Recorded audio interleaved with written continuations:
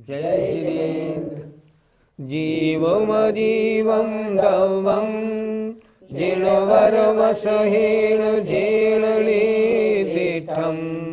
देविन्दविन्दवन्दं वन्दे तं सर्वदा शिरसा। पंच परमेष्ठी भगवान की जय। जीव को 9 तरह से समझाया जा रहा है द्रव्य संग्रह में। कौन कौन से विषय हो गए? पहले तो जीव जीता है 10 प्राणों से या चेतन प्राण से। दूसरा, उपयोगमयी है, ज्ञानोपयोग दर्शनोपयोग वाला है। तीसरा, अमूर्तिक है। क्यों? क्योंकि उसमें रूप रस गंध स्पर्श नहीं होते। करता है, ये भी हो गया, व्यवहारने से पुद्गल आदि का, और शुद्ध निश्चयने से शुद्ध भावों का करता है। अब प्रश्न आ रहा है, नंबर आ रहा है, भोक्ता। आत्मा या जीव कैसा है? भोगने वाला है। किनको भोगता है उसके बारे में स्वयं आचार्य ने गाथा में लिखा है, देखते हैं।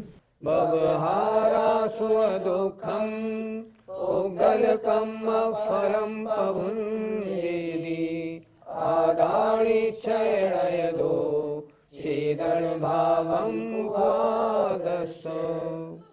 बवहारा, व्यवहार नए से, सुह दुखम, सुख और दुख को। कैसे सुख और दुख? पुद्गल कर्म फलम, पुद्गल कर्म के फलस्वरूप, पभुंजेदी भोगता है।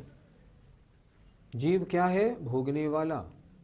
सिर में दर्द हो तो दर्द का अनुभव कौन करता है? आत्मा। क्यों? वह दर्द को भी भोगता है, सुख और दुख दोनों को भोगता है। शरीर तो पुद्गल है, इसलिए वो उसको नहीं भोगता, उसमें होता है। फिर देखें, आत्मा या जीव व्यवहारने से, माने अशुद्ध अवस्था में, संसारी दशा में पुद्गल कर्मों के फल स्वरूप, पुद्गल कर्म के फल से होने वाले सुख और दुख को भोगता है संसारी अवस्था में।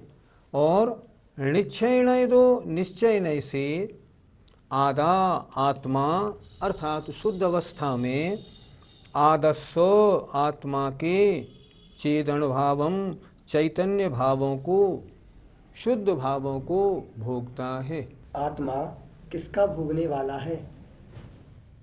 गाथा में लिखा है, जब तक आत्मा संसारी अवस्था में, अशुद्ध अवस्था में है, तब तक पुण्य और पाप जो कर्म बांधे थे पहले जन्मों में, पहले भवों में, उनके फलों को भोगने वाला है। लिखा है, पुद्गल कर्म फलम, पुद्गल कर्मों के फल स्वरूप जो सुख और दुख हैं उनको भोगता है। जो पुण्य बंद किया था सांसारिक सुख को भोगता है, पाप बंद किया था तो सांसारिक दुखों को भोगने वाला है। तो फिर आत्मा शुद्ध नय से किसको भोगने वाला है? शुद्ध नय से नहीं, शुद्ध अवस्था में। शुद्ध अवस्था माने सिद्ध अवस्था में। सिद्ध अवस्था में किसको भोगेगा? अपने जो आत्मा के गुण हैं ना, उनको भोगेगा। किसको? अनंत दर्शन, अनंत सुख, उनका भोग करेगा। भोगने वाला तो सिद्ध भगवान भी हैं और संसारी जीव भी हैं, दोनों भोगने वाले हैं। इसलिए जब सिद्ध बन जाएंगे तब जो सिद्ध में अनंत ज्ञान, अनंत दर्शन, अनंत सुख, उनका भोगेंगे, आनंद लेंगे। ये सुख दुख क्या है? ये सुख दुख आत्मा के आनंद गुण की पर्याय हैं। आनंद 2 प्रकार का, एक अतीन्द्रिय और एक इंद्रिय संबंधी। इंद्रिय संबंधी जो आनंद है वो आनंद वास्तविक आनंद नहीं, उसे हम कहते हैं सुख दुख। कभी इंद्रियों को अनुकूल वातावरण मिला, हम सुखी हो गए, विरुद्ध वातावरण मिला, हम दुखी हो गए। गर्मी है, जरा बादल आ गए तो हमको चैन पड़ गई, बादल हट गए, धूप फिर तेज निकल आई तो हमको फिर गर्मी लगने लगी। तो ये सुख और दुख हैं, ये वास्तविक सुख दुख नहीं, ये तो हमारी मान्यता के हैं। लेकिन जो आनंद गुण की पहली पर्याय आनंद है वो अतीन्द्रिय सुख है। उसमें किसी अन्य विषय की अपेक्षा नहीं रहती। आत्मा से उत्पन्न, आत्मा में डूबने पर, आत्मा में लीन होने पर जो आनंद आता है वह आनंद कहलाता है, वो आनंद है। सुख और दुख में खा माने इंद्रियां। सुख जो इंद्रियों को अच्छा लगे, दुख जो इंद्रियों को बुरा लगे। तो इंद्रियों को अच्छा बुरा लगने वाला सुख दुख है। और जो अतीन्द्रिय सुख सिद्ध परमेष्ठी को है, केवली भगवान को है, उसका इंद्रियों से कोई वास्ता नहीं, उसे कहते हैं आनंद। वो आनंद है। देखो एक भजन में क्या लिखा, सुख दुख दाता कोई न आन, मोह राग रुष दुख की खान। कोई अन्य सुख दुख का देने वाला नहीं, हमारे मोह राग और द्वेष ये सुख और दुख के कारण है। इसलिए सुख दुख हेय है, आनंद उपादेय है। ये जो सुख दुख का चक्कर है, इससे हम किस प्रकार बच सकते हैं? पहले ये सोचो, ये सुख दुख का चक्कर हुआ क्यों? ये हुआ इसलिए हमने पुण्य और पाप कर्मों का बंध किया, तो उनके फल से सुख दुख हुआ। अगर इस चक्कर से बचने चाहते हो तो आत्मा में लीन हो, मुनि महाराज बने, आत्मा में लीन हो। इस भव में नहीं, अगले किसी भव में अष्ट कर्मों को नष्ट करके जो आनंद है, निराकुल आनंद जो सिद्धों को केवलियों को होता है, उसको प्राप्त करें। ये बचने का सही रास्ता है। अच्छा, सांसारिक अवस्था में भी सम्यक दृष्टि जीव को कर्म के फलस्वरूप सुख दुख की सामग्री तो मिलती है, पर वो उसमें सुख दुख मानता नहीं।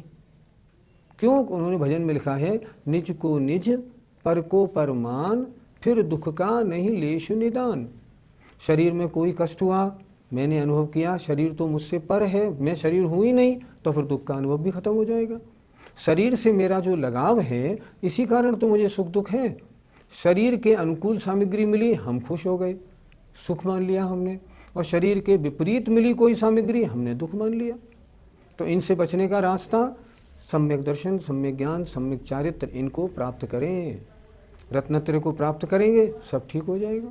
इस प्रकार हमने समझा कि जब तक जीव अशुद्ध अवस्था में है, तब जो कर्म पहले बांधे हैं उनका समयानुसार फल आता है, उसके सुख दुख को भोगता है। और जब शुद्ध हो जाता है तो परम आनंद, निराकुल आनंद को भोगने वाला है। अतः जो भोगता है वह जीव है। अब आगे अगली गाथा में बताएंगे आत्मा कितना बड़ा होता है, अपने शरीर के बराबर, सदेह परिमाणु। आइए गाथा देखें।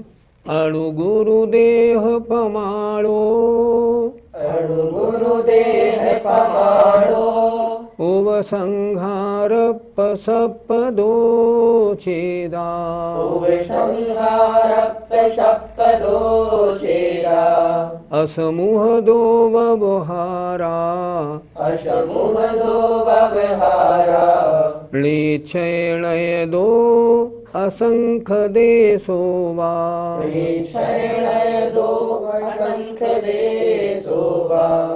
जीव अपने शरीर के बराबर होता है। इस बारे में इस गाथा का अर्थ समझते हैं। अणु, अणु माने छोटा, गुरु माने बड़ा, छोटे और बड़े, अणु गुरु। देह माने शरीर के, परमाणु माने प्रमाण, प्रमाण माने बराबर। आत्मा कैसा है? छोटे या बड़े शरीर के बराबर होता है। ऐसा कैसे होता है कि वो छोटा हो जाता है, बड़ा हो जाता है? तो लिखा उपसंहारप सपदो, संकोच विस्तार के कारण। हम कोई एक दीपक लें, उस दीपक को एक कमरे में हम रख दें तो उसका प्रकाश पूरे कमरे में। अब हमने उस दीपक के ऊपर एक घड़ा रख दिया, दीपक का प्रकाश घड़े में। अब हमने उस दीपक के ऊपर एक गिलास रख दिया तो उसका प्रकाश गिलास में। उसी तरह आत्मा को जैसा शरीर मिलता है, छोटा या बड़ा, संकोच और विस्तार स्वभाव होने के कारण आत्मा उतना बड़ा हो जाता है। उपसंहार अपसपदो, उपसंहार माने संकोच, अपसपदो माने विस्तार, संकोच और विस्तार के कारण। चेदा माने आत्मा। क्या लिखा? आत्मा संकोच और विस्तार वाला होने के कारण छोटे और बड़े शरीर के प्रमाण होता है। लेकिन कब? असमूह दो, समुद्घात रहित अवस्था में। समुद्घात क्या होता है? जब आत्मा के प्रदेश शरीर से बाहर निकलते हैं उसे कहते हैं समुद्घात। तो समुद्घात में तो शरीर से बाहर निकले प्रदेश, शरीर से बड़े हो गए प्रदेश। लेकिन जब समुद्घात नहीं होता है तब छोटे और बड़े शरीर के बराबर आत्मा रहता है। असमूह दो, समुद्घात रहित अवस्था में, व्यवहारा व्यवहार नए से। कैसे अर्थ लगाएंगे? चेदा आत्मा व्यवहारा व्यवहारने से अर्थात संसारी अवस्था में, असमुहदो समुद्घात रहित अवस्था में छोटे और बड़े शरीर के प्रमाण रहता है। क्यों? क्योंकि संकोच और विस्तार के कारण, अर्थात उसमें संकोच विस्तार की शक्ति है। इस कारण आत्मा मक्खी में आया तो मक्खी के बराबर हो गया, हाथी में आया हाथी के बराबर हो गया। संकोच विस्तार ऐसा होता है। लेकिन ये संसारी दशा की चर्चा है, व्यवहारा। अच्छा, शुद्ध अवस्था में कैसा होता है? निश्चय नय दो, निश्चय नय से असंख्य देशो वा, वो तो हर अवस्था में असंख्यात प्रदेशी होता है। किसी अवस्था में रहे उसके असंख्यात प्रदेश रहते हैं। फिर एक बार देखें, चेदा आत्मा असमुह दो समुद्घात रहित अवस्था में व्यवहारने से संकोच और विस्तार के कारण छोटे और बड़े शरीर के प्रमाण होता है। लेकिन निश्चय दो, जब निश्चय से शुद्ध अवस्था में होता है तो असंख्य देशो वा, वह तो असंख्यात प्रदेशी रहता है। किसी अवस्था में रहे निश्चय से स्वभाव से वह असंख्यात प्रदेशी है। हमें छोटा या बड़ा शरीर क्यों मिलता है? इसका उत्तर बहुत अच्छा आचार्यों ने दिया है। उन्होंने कहा है, तुझे शरीर इसलिए मिलता है क्योंकि तुझे शरीर प्रिय है। प्रिय है, हर बार मिलता है। अगर तू इस शरीर से निर्ममत्व हो जाए और ममता छोड़ दे तो शरीर मिलना ही बंद हो जाए। हमने जो कर्म बांधे हैं उसके अनुसार हमें वैसी गति और वैसा शरीर प्राप्त होता है। और जब हम मुनि अवस्था धारण करके ध्यान लगाएं और इस शरीर से निर्ममत्व हो जाए, फिर शरीर मिलना ही बंद हो जाए। यह समुद्घात क्या होता है? आचार्यों ने 7 ऐसे प्रसंग लिखे हैं, ऐसे 7 प्रसंग होते हैं जब शरीर प्रमाण रहने वाला आत्मा शरीर से बाहर भी निकलता है। परिभाषा समुद्घात की, मूल शरीर को न छोड़कर, मूल शरीर इसको न छोड़कर आत्म प्रदेशों का किसी अन्य कारण से बाहर निकलना, उसका नाम समुद्घात है।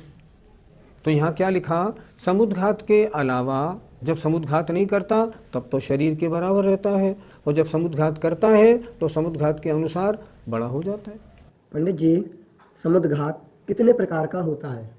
ऐसे 7 प्रसंग हैं जिनमें आत्म प्रदेश शरीर से बाहर निकलते। पहला प्रसंग है कषाय समुद्घात। जब तीव्र कषाय आते हैं तब आत्म प्रदेश शरीर से बाहर निकलते हैं। कम से कम एक प्रदेश, अधिक से अधिक 3 गुने इतने बाहर निकलते हैं। और अगर जिसके ऊपर गुस्सा आए और उस समय आत्म प्रदेश बाहर निकले तो सामने वाले का मरण भी हो सकता है। ऐसा वर्णी जी ने अपने द्रव्य संग्रह में लिखा है। पहला कषाय समुद्घात। दूसरा वेदना समुद्घात। जब भयंकर पीड़ा होते हैं तब आत्म प्रदेश शरीर से 3 गुने तक बाहर निकलते हैं, भयंकर पीड़ा में। और उस समय क्या होता है, जब बाहर निकलते हैं और उस रोग की दवा कहीं रखी हो और उससे छू जाए तो कहते हैं रोग भी ठीक हो जाता है। यह है वेदना समुद्घात। तीसरा होता है विक्रिया समुद्घात। जैसे विष्णु कुमार महामुनि महाराज, रक्षाबंधन की कथा, उसमें उन्होंने अपना शरीर बड़ा बनाया। तो मूल शरीर तो छोटा था, तो ये बड़ा शरीर बना तो आत्म प्रदेश भी बड़े हो गए। ये क्या हुआ? विक्रिया समुद्घात, अर्थात विक्रिया करने के लिए कभी कभी क्या होता है, एक शरीर के अलावा अन्य शरीर बना लिए तो विक्रिया हो गई, तो आत्म प्रदेश उनमें है, इसलिए ये आत्म प्रदेश इतने विस्तरित हो गए। एक होता है आहारक समुद्घात। जब कोई महामुनि महाराज हों और उनके दाहिने कंधे से नहीं, उनके सिर से एक पुतला निकले, आहारक शरीर, और वो शंका निवारण के लिए केवली शुद्ध केवली के पास जाए और लौट के आए, उसे कहते हैं आहारक समुद्घात। इसमें भी आत्म प्रदेश बाहर निकले और यहाँ से वहाँ तक गए। एक होता है मारणांतिक समुद्घात, अर्थात जब व्यक्ति मरण सम्मुख होता है उस समय उसके आत्म प्रदेश जहाँ अगला जन्म लेना होता है उस स्थान को छू के वापस आते हैं। उस समय भी आत्मा के प्रदेश आप अपने शरीर से बाहर निकलते हैं। एक होता है तेजस समुद्घात। तेजस समुद्घात दो प्रकार का होता है। आत्मा में जो तेजस शरीर है वो बाहर निकलता है दो कारणों से, और जब वो बाहर निकलता है तो आत्मा के प्रदेश साथ में रहते हैं। अगर कहीं ऐसे मुनि महाराज, बड़े तपस्वी मुनि महाराज हों और वे किसी स्थान पर जाएं और वहाँ उन्हें भयंकर रोग से ग्रसित सब लोग दिखें और उनके चित्त में दया आ जाए, तो दाहिने कंधे से एक पुतला निकलता है सफ़ेद, और वो उस पूरे इलाके का 12 बाई 9 योजन के इलाके की बीमारी ठीक करके और समा जाता है। उस समय आत्मप्रदेश बाहर निकलते हैं, इसे कहते हैं शुभ तेजस। और अगर महान तपस्वी मुनि महाराज को, जैसे मान लो द्विपायन मुनि थे, उनको सामने वाले किसी के ऊपर किसी कारणवशात भयंकर क्रोध आ जाए, तब उल्टे हाथ से एक बिलाव के आकार का लाल स्वरख पुतला निकलता है और वो उस 12 बाई 9 योजन में जितने भी जीव और वस्तुएं हैं उन सबको भस्म करके वो लौट जाता है। तब भी आत्मप्रदेश बाहर निकले तो वो कहलाता है अशुभ तेजस। 6, 7वां केवली समुद्घात। जब केवली भगवान का केवली संसार अवस्था में अंतिम अंतर्मुहूर्त आता है और उस अंतिम अंतर्मुहूर्त में आयु कर्म से 3 और अघातीय कर्म, वेदनीय, नाम और गोत्र की स्थिति ज़्यादा रहती है, तब उनकी स्थिति को आयु कर्म के बराबर करने के लिए उनके आत्मप्रदेश दंड, कपाट, प्रतर और लोकपूरण 4 तरह से बाहर निकलते हैं। उस समय भी समुद्घात होता है। क्यों? क्योंकि आत्मप्रदेश शरीर से बाहर निकले। तो ये 7 प्रसंग ऐसे हैं जिनमें आत्मा के प्रदेश शरीर से बाहर निकलते हैं, अन्यथा आत्मा शरीर के बराबर होता है। मरणांतिक समुद्घात किन जीवों के होता है? जिन जीवों के अगले भव संबंधी बहुत आकुलता व्याकुलता होती है उनके होता है, सब जीवों के होने का नियम नहीं। पंडित जी, क्या केवली समुद्घात सभी केवली करते हैं? इस संबंध में आचार्यों के 2 प्रमाण हैं। कुछ आचार्यों का कहना है कि जिनको 6 माह से अधिक आयु शेष रहने पर केवल ज्ञान होता है वे समुद्घात करें या न करें, लेकिन 6 माह से कम आयु रहने पर जिन्हें केवल ज्ञान होता है वे समुद्घात करते ही हैं। लेकिन आचार्य वीरसेन स्वामी कहते हैं ऐसा नहीं, सभी केवली समुद्घात करते हैं। सिद्ध अवस्था में आत्मा का आकार किस प्रकार का होता है? जो मुनिराज अंतिम समय जिस आसन से, जिस अवगाहना से होते हैं उससे कुछ कम, मान लो खड़गासन 500 धनुष की काया है और खड़गासन से उन्होंने मोक्ष प्राप्त किया, तो 500 धनुष से कुछ कम अवगाहना से उसी खड़गासन रूप उनके आत्मप्रदेश सिद्धालय में विराजमान रहते हैं। और अगर पद्मासन से मोक्ष गए तो पद्मासन रूप, पद्मासन की अवगाहना से कुछ कम रहते हैं। संसार में सबसे छोटा शरीर और सबसे बड़ा शरीर किसका होता है? सबसे छोटा शरीर सूक्ष्म निगोदिया का और सबसे बड़ा शरीर स्वयंभू रमण समुद्र के मत्स्य का। निगोदिया का अंगुल के असंख्यातमें भाग, पिन से पिन पॉइंट से भी छोटा, और स्वयंभू रमण समुद्र का मत्स्य 1000 योजन लंबा, 500 योजन चौड़ा, 250 योजन मोटा, वो सबसे बड़ा शरीर उसका होता है। वास्तव में आत्मा का आकार कितना है? आत्मा वास्तव में लोकाकाश के बराबर है। अगर आत्मा पूरी फैले ना तो पूरे लोकाकाश के एक एक प्रदेश पर उसका एक एक प्रदेश आ जाएगा। आत्मा का आकार कितना बड़ा? लोकाकाश के बराबर। जब अष्टकर्म नष्ट होते हैं तो आत्मा को लोकाकाश के बराबर हो जाना चाहिए, फिर क्यों नहीं होता है? इसलिए नहीं होता क्योंकि जब तक शरीर नाम कर्म है तब तक आत्मा में संकोच और विस्तार होता है। शरीर नाम कर्म नष्ट हो गया, अब आत्मा का जो 13वें गुणस्थान के अंत में जो आकार है ना उससे बड़ा होगा ना उससे छोटा। क्यों? अब न संकोच होगा न विस्तार होगा। क्या तेजस और आहारक शरीर का आगम में कोई प्रमाण मिलता है? अशुभ तेजस का प्रमाण द्विपायन मुनि का शास्त्रों में पढ़ने में आया, और भी 1-2 प्रमाण आए। दंडक वन का एक प्रसंग आया, वो भी अशुभ तेजस का था, लेकिन शुभ तेजस और आहारक शरीर निकलने का कोई प्रमाण प्रथमान योग में मेरे देखने में नहीं। हमारी आत्मा कितनी बड़ी है? अगर वास्तव में देखा जाए तो लोकाकाश के बराबर है, लेकिन वर्तमान में जितना बड़ा आपका शरीर उतनी बड़ी आपकी आत्मा। इस प्रकार आत्मा यद्यपि लोकाकाश के बराबर असंख्यात प्रदेश प्रमाण वाला है, उतना बड़ा है, लेकिन फिर भी जिस शरीर में रहता है उस शरीर प्रमाण होता है। और जब मुक्त अवस्था को प्राप्त होता है तो अंतिम शरीर से कुछ कम उसका प्रमाण रहता है। इस प्रकार आत्मा अपने शरीर प्रमाण है, इसकी चर्चा आचार्य नेमचंद सिद्धांत देव ने इस गाथा में बहुत सुंदरता से की। अब अगली पाठशाला में हम आपको बताएंगे आत्मा संसारी है, उस संबंध में चर्चा सुनिएगा। जय जिनेंद्र।